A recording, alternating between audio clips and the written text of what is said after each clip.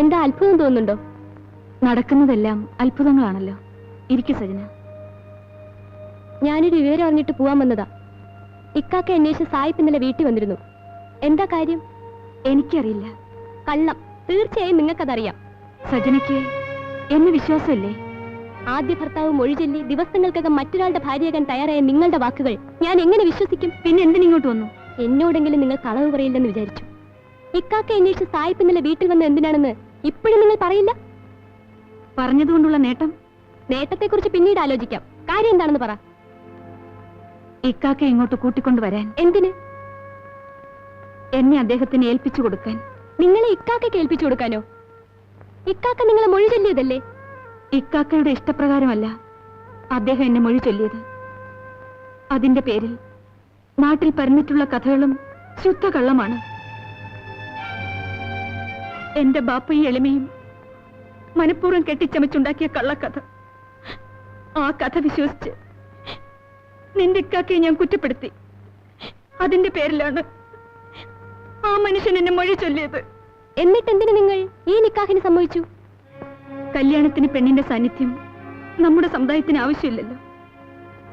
നിക്കാഹ് കഴിച്ചു കൊടുക്കുന്നത് ബാപ്പയല്ലേ? ബാപ്പയെ മാത്രം എന്തിനു കുറ്റപ്പെടുത്തുന്നു? എല്ലാം മനസ്സിലാക്കി കഴിഞ്ഞിട്ടും നിങ്ങൾ ഇവിടെ മധുവിധം ആഘോഷിക്കല്ലേ? സജന, അനാവശ്യം പറയരുത്. ഞങ്ങളിവിടെ കഴിഞ്ഞുകൂടുന്നത് എങ്ങനെയെന്ന് നിനക്കറിയാമോ? ഒരു സഹോദരി എന്ന നിലയ്ക്കാണ് അദ്ദേഹം എന്നോട് പെരുമാറുന്നത്. ഗർഭിണിയായ പെണ്ണിനെ നിക്കാഹ് കഴിച്ച മാനക്കേടിൽ നിന്ന് രക്ഷപ്പെടാൻ എന്തും സഹിക്കാൻ ആ മനുഷ്യൻ തയ്യാറായിരിക്കുകയാണ്. ഗർഭിണിയായ പെണ്ണോ?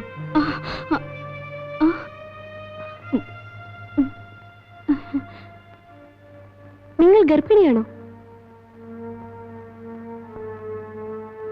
അപ്പോ ആ കുഞ്ഞിന്റെ ബാപ്പ എന്റെയൊക്കെയാണല്ലേ?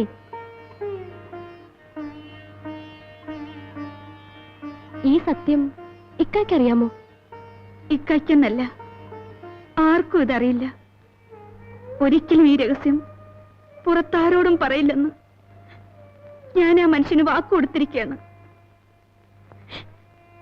നീ ഓരോന്ന് കുത്തി കുത്തി ചോദിച്ചപ്പോ ഓർക്കാതെ ഞാൻ എല്ലാം തുറന്നു പറഞ്ഞു പോയി. എന്റെയും എന്റെ വയറ്റിൽ കിടക്കുന്ന നിന്റെ ഇക്കയുടെ കുഞ്ഞിന്റെയും നല്ല ഭാവിക്ക് വേണ്ടി ഞാൻ നിന്നോട് കെഞ്ചുകയാണ്. നീ എനിക്ക് വാക്ക് തരണം. ഒരിക്കലും ഒരു കാരണവശാലും ഈ രഹസ്യം പുറത്തു പറയില്ലെന്ന് സത്യം ചെയ്യ് സജന, സത്യം ചെയ്യേ.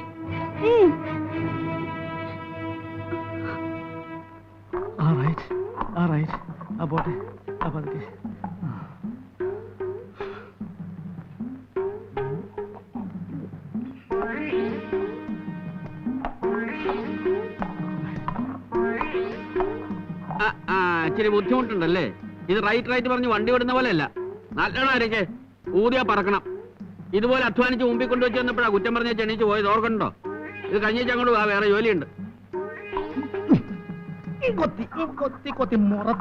അവിടെ ഇവിടെ ആരുമില്ലേ? ഒരു ചായ വേണമല്ലേ? എന്തുട്ടാ ഷാബി കാണിക്കണേ? കോഴിനെ നീ മേശപ്പുറത്തണ്ട വെക്കണ എടുത്ത് നിലത്തിടുത്ത ഷാബി. നിലത്തിടാനാ?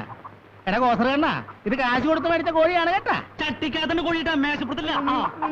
കുത്തിക്കും ഞാൻ. ആ മേശപ്പുറം മുഴുവൻ തൂറ് നശിപ്പിക്കും. അവിടെ നിന്ന് എടുക്ക. ഇത് ഇറക്കാൻ കൊണ്ടുള്ള കോഴിയാണ്, പേടിച്ചിട്ട് തൂറൂല്ലക്ക. തന്നോട് എടുക്കാനല്ലേ പറഞ്ഞു? ചതിക്കരുത്. നമ്മുടെ ചോറിൽ മണ്ണിടല മുസ്തഫിക്ക. ഇതിനെ കളഞ്ഞ് ഞാൻ അങ്ങോട്ട് ചെന്നാലേ ഇക്കാക്ക എന്നെ ഇങ്ങോട്ട് തന്നെ ഓടിക്കും. അതാണ്. ഓ, പുതിയ കല്യാണം കഴിഞ്ഞിരിക്കുന്ന സമയമാണല്ല നിന്റെ വാപ്പാക്ക്. കോഴികളെ പുതുപ്പെണ്ണിനെ സൽക്കരിക്കാനാവും. കല്യാണമോ? ആരുടെ, എവിടെ, എങ്ങനെ, ഏത് കല്യാണമെന്നോ? താൻ പോയി കൊരക്കറ്റം ബിരിയാണി അടിച്ചു വന്നില്ലേ? ദജ്ജാലബുന്റെ മോടെ 2ാം കെട്ട്. ആ കല്യാണം. ആ കല്യാണമാണോ? ഈ ബ്രോക്കർ കുഞ്ഞായന് നയാ പൈസ തരാത്ത കല്യാണമാണോ? നിങ്ങളാണോ ബ്രോക്കർ കുഞ്ഞായൻ? അതെ. എന്താ? അല്ല, ഒന്നുമില്ല. ഇക്കാക്കാടെ 3ാം കെട്ടും കഴിഞ്ഞു. നമ്മുടെ 1ാം കെട്ടിന്റെ കാര്യം പോലും അവതാളത്തിലാണ്. നമുക്കൊരു പെണ്ണ് കെട്ടിച്ചൊരു കുഞ്ഞായനൊക്കെ. അതല്ലേ നമ്മുടെ ജോലി. ആട്ടെ, വയസ്സത്രേ? റംസാനെ 24, 23. മുഖസ്തുതി പറയല്ല കേട്ടാ, കണ്ടാ തോന്നൂല. പെണ്ണൊക്കെ നമ്മൾ കെട്ടിച്ചേരാം, പക്ഷെ കുറച്ച് പൈസ ചെലവാവും. പൈസയുടെ കാര്യത്തിന് നിങ്ങൾ വിഷമിക്കണ്ട. പെണ്ണ് പെണ്ണായിരിക്കണം. പെണ്ണ് പെണ്ണല്ലാതെ പിന്നെ ആണാകും. അതാ ഇതുപോലത്തെ പെണ്ണ് മതിയോ? നോക്കട്ടെ. അതോ ആപ്പിൾ പോലത്തെ പെണ്ണ് വേണോ?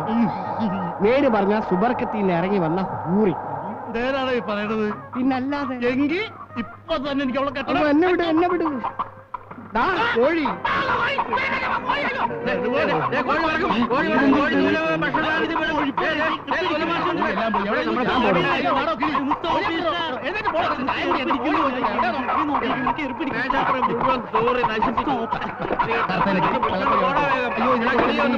എന്നെ കൊണ്ടുപോകാൻ പറ്റില്ല.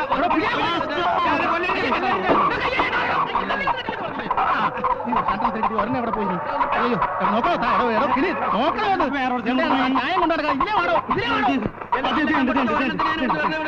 ചായ കുടിച്ചെന്റെ കാശ്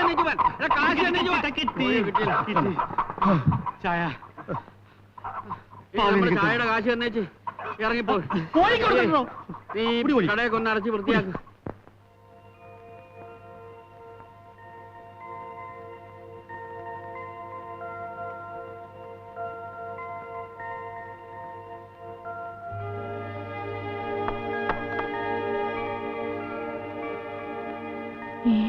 നോക്കെന്താ മാസക്കുളി തെറ്റിയോ? ജനാച്ചുമ്മ ഭാരിച്ച കാര്യങ്ങളൊന്നും നിങ്ങൾ അന്വേഷിക്കണമെന്നില്ല. പറഞ്ഞു മനസ്സിലായോ?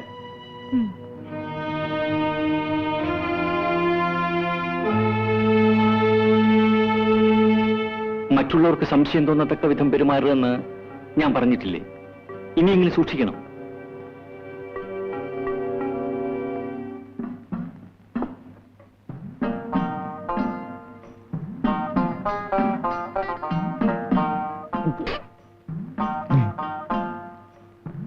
എന്താ മുഖത്തിനൊരു വാട്ടം? കല്യാണം കഴിഞ്ഞ പിന്നെ ഈ കാക്കായ്ക്ക് എന്താ ഒരു തരം മാറ്റം? തൊട്ടേനും പിടിച്ചതിനൊക്കെ ഒരു ദേഷ്യവും ചാട്ടവും. നേരാ, എനിക്കും ചിലപ്പോഴൊക്കെ അങ്ങനെ തോന്നാറുണ്ട്. പച്ച പനന്തത്ത പോലത്തെ പൈങ്കിളി പെണ്ണിനെയല്ലോ കിട്ടിയിരിക്കുന്നത്. ഇനിയിപ്പോ നമ്മളൊന്നും വേണ്ടെന്നായിരിക്കും. ഇപ്പൊ ഇത് അങ്ങാടി പോകുന്നില്ലേ? പോരുമ്പോ കുറച്ച് പച്ചക്കറിയോട് മേടിച്ചു. ഇറച്ചി മീനും മല പോലെ കുന്നുകൂടി കിടക്കുമ്പോ ഈ അലാക്കിന്റെ പച്ചക്കറി എന്തിനാ? പറഞ്ഞത് കേട്ടാ മതി. ഭാരിച്ച കാര്യങ്ങളൊന്നും അന്വേഷിക്കണമെന്നില്ല. ഓ എന്ന്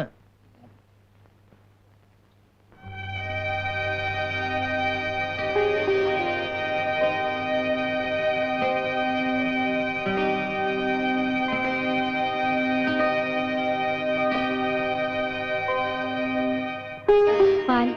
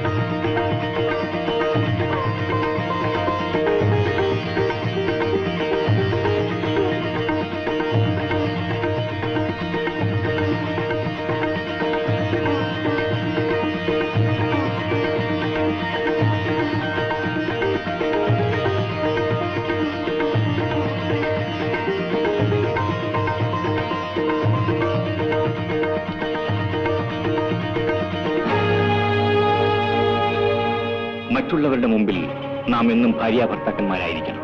അനുഭവത്തിൽ മാത്രം അന്യരും.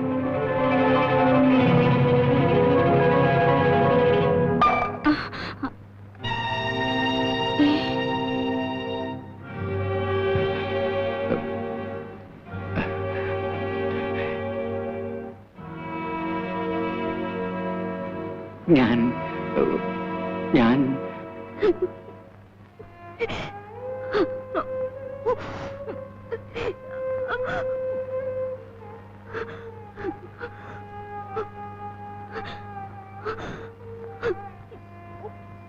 എന്നോട് ക്ഷമിക്കൂ.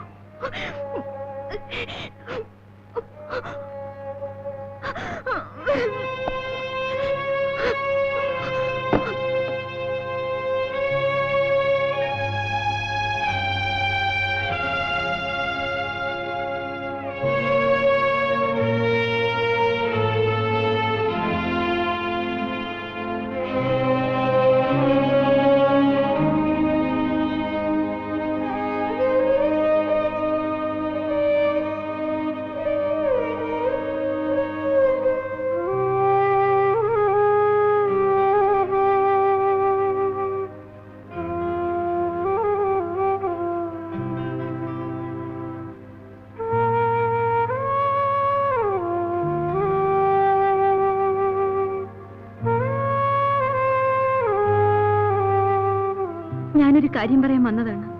എന്താണ്? പറഞ്ഞാൽ നിങ്ങൾ അനുസരിക്കുമോ?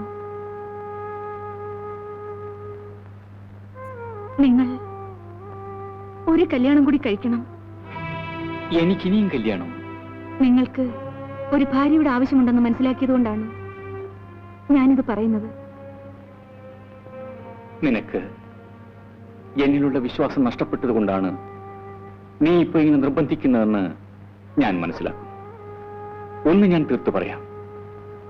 ഒരു ശപിക്കപ്പെട്ട നിമിഷത്തിൽ അങ്ങനെ ഒരു ദുർബുദ്ധിക്ക് ഞാൻ അടിമപ്പെട്ടു പോയതാണ്. ഇനി ഒരിക്കലും ഞാൻ അത് ആവർത്തിക്കുകയില്ല.